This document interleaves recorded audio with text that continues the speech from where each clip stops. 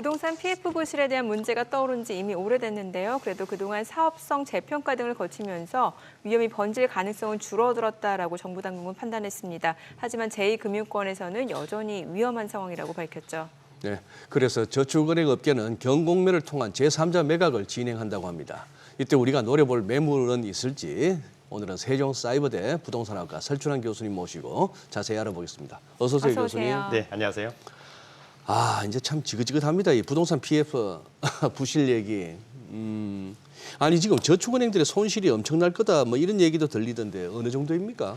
네, 일단 현재 부동산 PF 시장이 네. 상당히 힘든 것은 사실인 것 사실이죠. 같습니다. 네. 우리 이제 금융감독원이 부동산 PF 사업장의 어떤 사업성 평가를 할 때 통상 4단계로 분류를 합니다. 먼저 이제 양호, 보통 예. 또는 유의, 부실 우려로 분류를 하는데 이때 또 유의 또는 이제 부실 우려로 분류되는 사업장은 이제 신속하게 구조 조정을 추진하고 있습니다. 최근에 이제 아무래도 분양 시장이 상당히 어려워지면서 저축은행의 경우에 유의 또는 부실 우려의 비율이 약 27.7%로 증권사 또는 캐피탈보다도 상당히 압도적으로 많아진 것이 문제가 되고 있는 것 같습니다. 특히 이제 10대 저축은행 부동산 PF 규모가 올해 2분기 말 약 3조 9천억 원에 이르고 있고요. 그중에 고정이하 여신 규모가 약 6,710억 원에 이르고 있다. 상당히 많이 증가하고 있는 케이스입니다. 특히 이제 1분기 말 고정이하 여신 비율이 약 13.24%에서 2분기 말 19.76%로 어찌 보면 약간 폭등했다, 급증했다, 상당히 문제가 심각해지고 있다 이렇게 이해하시면 좋을 것 같은데 참고로 이제 고정 이하의 여신이라고 하는 것은 원리금을 3개월 이상 연체하고 있는 채권이다 이렇게 이해를 하시면 좋을 것 같은데 그만큼 최근에 어떤 그 PF 시장 사업장의 컨디션이 좋지 않고 차후에 이제 이러한 그 사업장의 PF 사업장의 어떤 그 부동산 경매나 신탁 공매가 나올 가능성이 상당히 높은데 이제 앞으로의 관건은 원칙적으로 부동산 경기가 어떻게 되느냐에 따라서 뭐 분양 시장이 좋아진다고 한다면 네. 고정이하 여신 비율은 좀 낮아질 것으로 보이고요. 여전히 시장이 어렵다고 한다면 더더욱 좀 어려워질 수 있겠다. 이렇게 이해하시면 좋을 것 같습니다. 네, 이제 부동산 PF 부실 우려를 해결하기 위해서 저축은행 업계에서는 이제 경공매를 통해서 부실 사업장을 정리한다라고 밝혔는데 이게 어떤 식인 거예요? 네, 일단 가장 기본적인 방법은 이제 경매를 통한 처리가 첫 번째가 될 것으로 보이는데 원칙적으로 저축은행이 부동산 PF 대출을 제공할 때 대출금을 이제 보장받기 위해서 물론 그 프로젝트도 좋습니다만 부동산을 담보로 대출을 하고 즉 근저당권을 설정하고 이후에 부실이 발생하게 되면 이후에 이제 저축은행이 이 법원을 통해서 강제 매각 후에 이를테면 매각 대금으로 대출금을 회수하는 케이스가 있을 수 있을 것 같고 두 번째는 아무래도 이제 공매를 통한 처리가 있을 수 있겠다.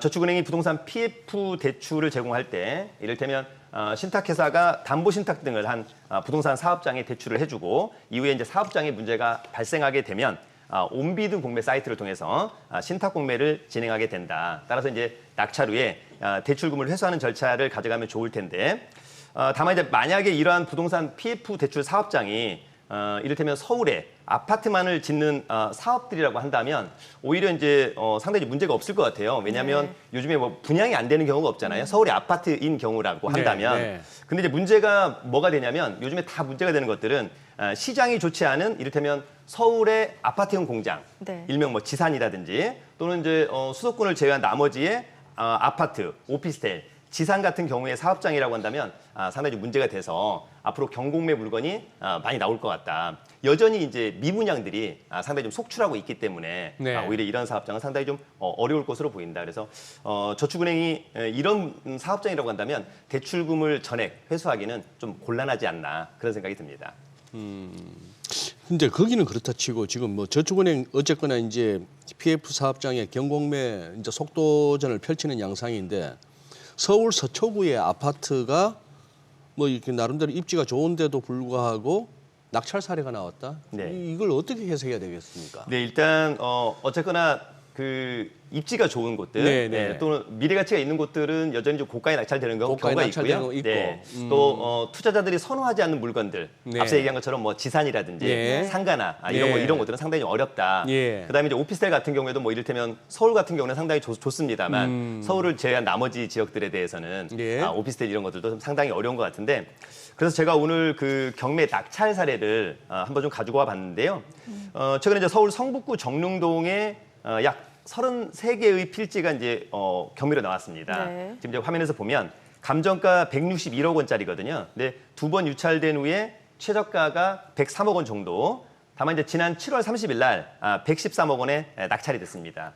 1순위 원래 채권자가 이제 다올저축은행인데 네. 원리금 약 92억 원을 전액 회수할 수 있을 것으로 보입니다. 이렇게 이제 이런 저축은행이 전액 회수를 다 했다. 이유가 있을 것 같습니다. 전액 회수가 가능했던 이유. 첫 번째는 기본적으로 담보가치 대비 비교적 적절한 대출 금액을 해줬다. 네. 이것은 상당히 좋았던 것 같고요.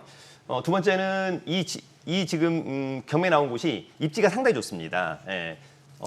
지하철역에서 초역세권, 그래서 오피스텔 사업 시행지였기 때문에 상당히 좋고, 최근에 이제 서울 같은 경우도 초역세권에는 네. 오피스텔 시장이 상당히 좋아지고 있거든요. 예, 그래서 이번 건 같은 경우가 의외로 낙찰이 좀 잘 됐고 저축은행은 모두 회수하였다. 이렇게 좀 이해를 하시면 좋을 것 같고, 제가 이제 두 번째는 그 신탁 공매 네. 낙찰 사례를 하나 또 가지고 왔습니다.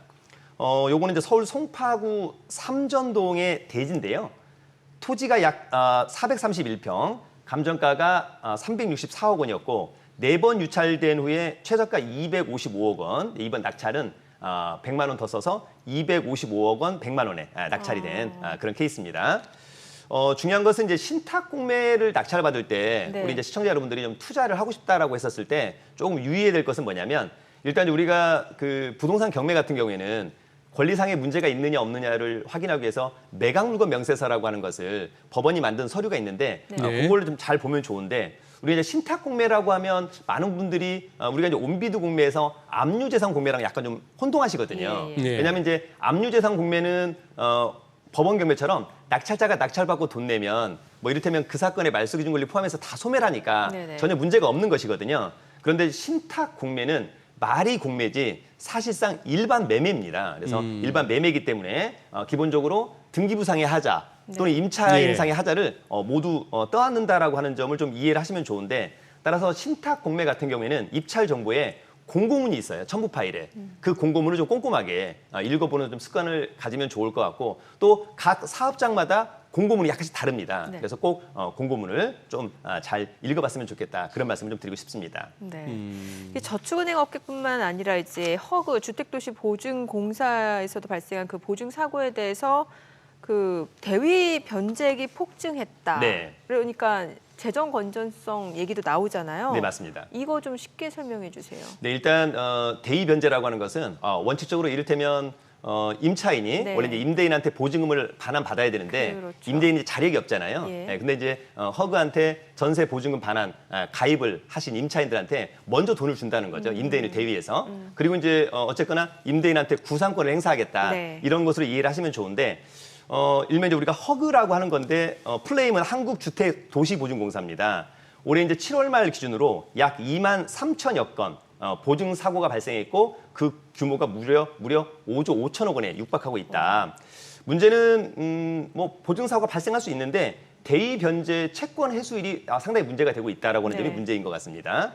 우리가 이제 2021년도에 이 허그의 대위 변제 채권 회수율이 한 69%, 뭐 그다지 나쁘지 않았는데 지난해는 이 회수율이 13%로 급감했습니다. 그만큼 손실이 엄청났다. 그렇죠. 예, 그래서 7월 달까지 대위 변제액 3조 한 7천억 중에 15%인 약 한 5,700억 원 정도만 회수하는데 그쳤다. 나머지는 못 받았다, 떼였다. 아직까지는 이제 떼인 건데 이제 추후에 이제 받을 수는 있겠습니다만, 사실은 뭐 우리 보면 임대인들의 자력이 없어서 또 예. 기업도 마찬가지가 되겠죠. 쉽지 않다 봐야겠네. 네, 맞습니다. 그래서 우리가 이제 허그가 보증하는 대표적인 상품이 있습니다. 첫 번째는 분양 보증. 그러나 이제 이것이 건설 경기가 이제 악화되면서 상당히 문제가 됐다. 이를테면 건설사가 또 파산 또는 이제 사업이 중단되면 이 허그가 책임지고 예. 분양 계약자들에게 주택을 제공하거나 금액을 보상하게 되는 건데, 일단 이런 쪽에서 일단 상당히 좀 문제가 됐었고, 그래서 올해 8월까지 요런 기업 보증에 대해서 약 한 1,197억 원 대위 변제가 이루어졌다라고 하는 점이 예. 있었고요. 두 번째 또 우리 이제 일반 시청자분들이 가장 많이 아는 것은 전세 보증금 반환 보증. 예.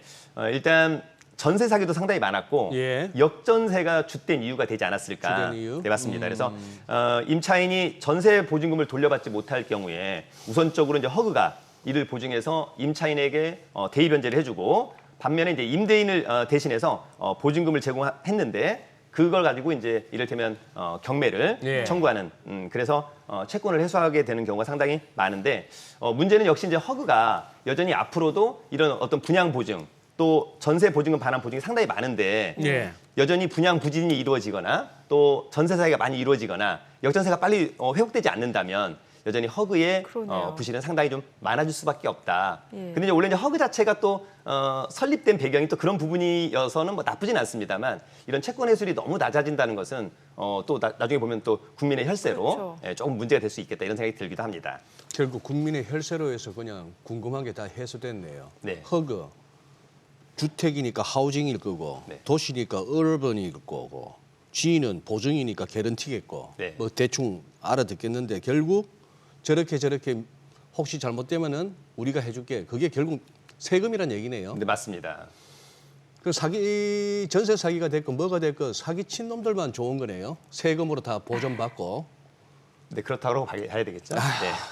아니 그러면 여기도 지금 저축은행 마찬가지로 뭐 15% 13% 하는 거 보니까 전부 다 떼인다고 봐야 되겠는데. 네. 그럼 이제 적자 해결 위해서 경공매를 진행한다. 어떻게 뭐 잘 되고 있습니까? 네, 일단 꾸준하게 좀 진행이 네, 되고 있는데 네. 원칙적으로 이제 전세 보증 문제는 대부분 이제 빌라에서 많이 발생하고 빌라에서. 있습니다. 네, 그래서 네. 사실 이제 허그의 이런 문제들은 전세가 대부분이다, 빌라가 대부분이다라고 해도 과언은 아닐 것 같은데 그래서 제가 이제 오늘은 케이스를 좀 몇 개 가져와 봤는데요. 첫 번째는 서울 다세대 주택에 대한 이 주택도시보증공사가 전세 보증금 반환 관련 임차인에게 전세 보증금을 임대인을 대신해서 지급을 했고 이후에 이제 판결문을 받아서 강제 경매를 신청한 케이스입니다. 이 다세대 주택은 임차인 신모 씨가 임대차 계약을 한 케이스인데 지금 이제 화면에 보이는데요. 네. 실제로 임대차 계약을 임차인이 할 때는 시세가 계략적으로 한 3억 원 정도 했었던 것 같아요. 그리고 등기부가 깨끗했을 때 임차인이 1순위로 보증금 2억 7,150만 원 임대차 계약을 했고 대항력을 갖췄습니다. 선순위 임차인입니다. 예. 네. 다만 이제 전용 면적이 한 6.58평인데 조금 이제 당시에는 좀 금액 자체가 좀 과한 것이 아닐까 이런 개인적인 생각이 드는데 이후에 이제 부동산 경기가 좋지 않았고 역전세 현상이 좀 발생을 했었습니다. 그래서 이제 임차인이 임대차 보증금을 반환받지 못하고 임차권 등기를 한 다음에 전출을 했습니다. 이제 이에 따라서 이제 허그가 대의 변제를 했고요. 그다음에 이제 요걸 받아서 강제 경매를 신청한 그런 케이스입니다. 지금 이 사건은 보시면 감정 평가액이 2억 5,800인데 한 번 유찰된 최저가가 이를테면 2억 640만 원입니다. 네. 제3자 입장에서는 이 물건은 절대적으로 낙찰을 받을 수 없는 불가능한 물건입니다. 왜 한 번 유찰됐는데 낙찰받으면 안 될까? 요거는 이제 기본적으로 낙찰을 싸게 받아도 여기 보면 선순위 임차인 보증금이 2억 7,150만 원입니다. 네. 그러니까 낙찰자가 감정가 2억 5,800에 낙찰을 받든 이번에 뭐 2억 1,000에 받든 어쨌거나 선순위 임차인 2억 7,150만 원 못 받은 나머지를 낙찰자가 떠나야 된다. 이런 물건들이 엄청 많습니다. 예. 그래서 허그가 결단을 내린 겁니다. 허그가 어떤 결단을 내렸냐면 지금 보면 이게 이제 매각물건 명세서인데 매각물건 명세서 비고란 맨 밑에 보면 특별 매각 조건이 있습니다. 네. 이 특별 매각 조건을 보시면 주택도시보증공사는 매수인에 대해서 배당받지 못하는 잔액에 대한 임대차 보증금 반환 청구권을 포기하고 임차권 등기를 말소하는 것을 조건으로 매각한다. 이게 무슨 얘기냐면 어쨌거나 그 선순위 임차인 2억 7,150만 원 허그가 인수했는데 이거 원래 다 받아야 되는데 그냥 낙찰된 금액 네. 빼고 나머지는 우리한테 안 줘도 된다. 나머지를 허그가 포기하겠다라고 하는 거예요. 그래서 지금 낙찰이 되고 있다.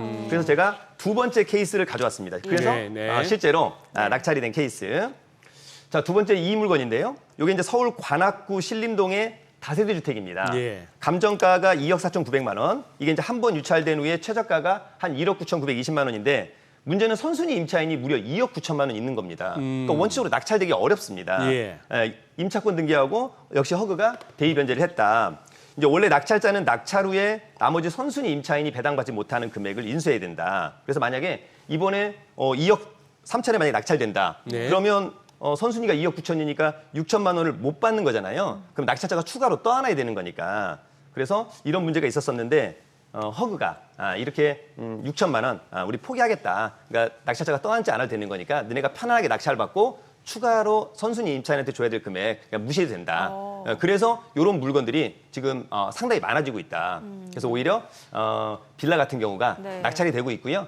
지금 허그가 이렇게 커멘트하기 전까지 이를테면 한 6개월에서 1년 전까지만 하더라도 만약에 이제 저희가 예전에 이 방송에서 서울 강서구의 화곡동에만 네. 빌라 경매가 무려 600건 있었잖아요. 네네. 예. 이런 것들이 이제 속속 낙찰되고 경매 매물로서는 소멸되고 있다. 이렇게 좀 이해하시면 좋을 것 같습니다. 이렇게 바뀌니까 굉장히 그 허구 주택 도시 보증공사 경공매 매물 굉장히 매력적으로 보이는데 네네. 어디서 확인할 수 있는 거예요? 네, 일단 이 허그의 경매 물건은 기본적으로 이제 저희가 유료 경매 정보 사이트나 이런 데 보면 네. 커멘트가 있습니다. 허그 인수 조건 변경. 아까처럼 그런 커멘트를 해주는 그런 케이스를 예.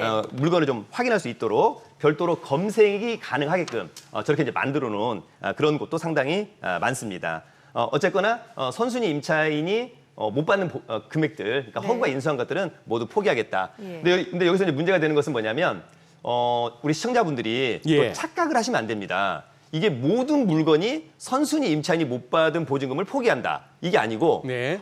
허그가 예. 인수한 것 중에 예. 저렇게 매각 물건 명세서가 아까 있었지 않습니까? 예. 네. 비고란에 예. 반드시 허그가 우리가 선순위 임차인 보증금 낙찰자가 책임지지 않아도 돼. 이런 커멘트가 있는 것만 그런 것이지. 건건이 다 다를 수가 네, 있다. 맞습니다. 그냥 네. 허그가 한다라고 해서 무조건 그건 예, 아니다. 또 제3자가 한다라고 해서 무조건 떠안지 않는다라고 보는 것은 타당하지 않다. 그래서 이제 그런 부분들을 좀 이해하시면 좋을 것 같고 마지막으로 이제 이런 부분도 있습니다만 어쨌거나 그 허그의 홈페이지에서도 예. 공매에 나오는 또 경매에 나오는 물건을 확인할 수 있는 거니까 거기를 좀 체크하시면 좋을 것 같습니다. 예. 교수님 그냥 요 뭐 부동산 PF 부실 사업장 요 경공매 매물 사례 조금 더 소개해 주시죠. 네, 예. 지금 현재 이제 부동산 PF 사업장의 경공매 매물이 네. 앞으로 좀 많이 증가할 것으로 보이는데요.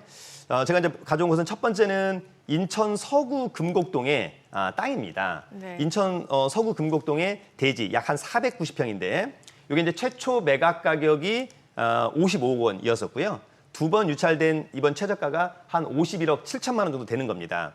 요거는 교보 자산 신탁의 신탁 공매입니다. 예. 그다음에 이제 여기 보면 토지 거래 허가 구역이 있다 뭐 이런 표현이 있습니다. 네. 우리가 이제 경매로 낙찰받게 되면 토지 거래 허가 구역 뭐 이를테면 뭐 강남구 삼성동이나 뭐 이런 데가 있지 않습니까? 예, 예. 그런 토지 거래 허가 구역에서 토지 거래 허가를 받지 않습니다. 경매는 이제 그런 어드밴티지가 있습니다. 네, 네. 그런데 온비드 공매 중에서도 압류재산 공매는 이게 없는데 네. 신탁 공매는 네. 일반 매매랑 똑같다라고 말씀드렸잖아요. 예. 그래서 신탁 공매는 만약에 토지 거래 허가 구역이다. 이게 이제 토지 이용 계획 확인서에 기재가 돼 있습니다. 네, 네. 그렇다면 반드시 관할 지자체에 가서 토지 거래 허가를 받아야 된다. 근데 많은 분들이 신탁 공매니까 공매니까 예. 이거 토지 거래 허가 구역인데 안 봐도 되겠다. 그렇죠. 이렇게 판단하는 것은 굉장히 위험하다. 어허. 네, 그래서 예, 그거를 예. 꼭 받아야 된다라고 하는 말씀을 꼭 드리고요. 이것은 앞서 얘기한 것처럼 신탁 공매의 공고문에 네. 또 코멘트가 있습니다. 그러니까 항상 공고문을 좀 꼼꼼하게 읽어보는 좀 습관을 가지면 좋을 것 같고 두 번째는 서울 강남구 청담동의 토지하고 건물이 또 공매로 나왔습니다. 요거는 이제 최초 매각 가격이 약 534억 원, 토지가 약 한 157평 되는 것이고요. 다만 현장에 가보면 건물은 이미 철거된 상태입니다. 하나자산 신탁의 신탁 공매인데 이 땅 위에는 기본적으로 이제 하나자산 신탁의 건축 허가가 존재합니다. 근데 문제는 하나자산 신탁이 신탁 공매를 하기 때문에 네. 요거를 낙찰받게 되면 하나자산 신탁과 협의해서 이 건축 허가를 인수할 수도 있고 건축 허가를 취소시킬 수도 있습니다. 예, 다만 원칙적으로 이제 인수 조건 등이 있기 때문에 네. 이런 이제 인수를 할 건지 여부를 꼭 체크를 해야 된다. 공고문에 그런 내용이 나와 있기 때문에 예. 그래서 개인적으로는 이런 물건들은 원래 이제 입찰하기 전에 하나자산 신탁의 담당자를 먼저 만나서 네. 이거를 내가 낙찰 받았을 때 이런 건축 허가 우리가 인수할 수 있는지 또 어떤 내용인지 또 어떻게 변경이 가능한 것인지 또 지자체 이런 부분들을 좀 꼼꼼히 체크를 해야 될 것으로 보입니다. 지금 저 같은 경우는 이제 토지거래 허가 구역이고 네. 또 이제 공매다 보니까 네. 그게 또 바로 연결이 되는 거네요. 맞습니다. 그러니까 신탁 공매이기 때문에 예. 일반 매매랑 똑같기 때문에 예. 토지 거래 허가를 별도로 받아야 된다. 꼭. 예. 그렇지 않으면 또 매매가 무산될 수 있다. 신탁 공매가 무산될 수 있다. 이렇게 이해하시면 좋을 것 같습니다. 간략하게 경공매 매물 좀 접근하시려는 분들한테 좀 주의할 사항이 있다면 어떤 것들이 있을까요? 최근에 어쨌거나 이제 많은 분들이 예.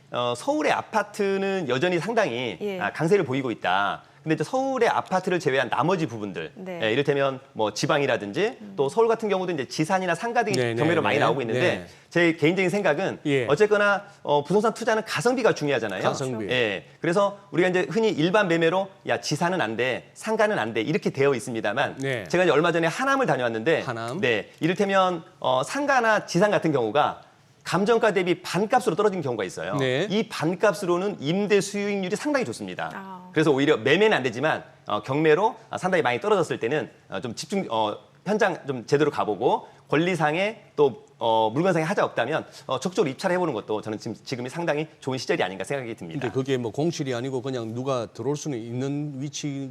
그렇습니다. 뭐 역세권도 있고요. 역세권도 입지는 상당히 있고. 좋은 편입니다. 그래요. 네. 오늘 내용 잘 들었습니다. 고맙습니다. 예, 감사합니다. 감사합니다.